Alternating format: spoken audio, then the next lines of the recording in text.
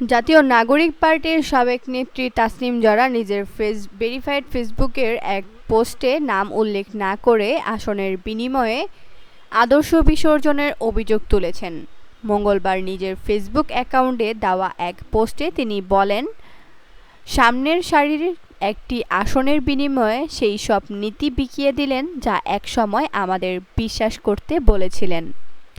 পোস্টে তাসনিম জারা আরও লেখেন, রাজনৈতিক পদ বা আসন সাময়িক বিষয় হলেও আদর্শই একজন মানুষের সবচেয়ে বড় সম্পদ। তার ভাষায়, একটি আসন যেমন একদিনের দেওয়া যায় তেমনি একদিনে কেড়েও নেওয়া যায়, কিন্তু আদর্শই একমাত্র জিনিস যা কেউ দিতে পারে না আর কেউ কেড়েও নিতে পারে না। তিনি আরও বলেন, মানুষ নিজেই যদি নিজের আদর্শ থেকে সরে না যায় তাহলে তা কেউ কেড়ে নিতে পারে না। পোস্টের শেষাংশে তিনি লেখেন, যদি না নিজেই তা হাতছাড়া করেন। তাসনিম জারা তার এ পোস্টে কাকে উদ্দেশ্য করে মন্তব্য করেছেন সে বিষয়ে কোনো নাম উল্লেখ করেননি।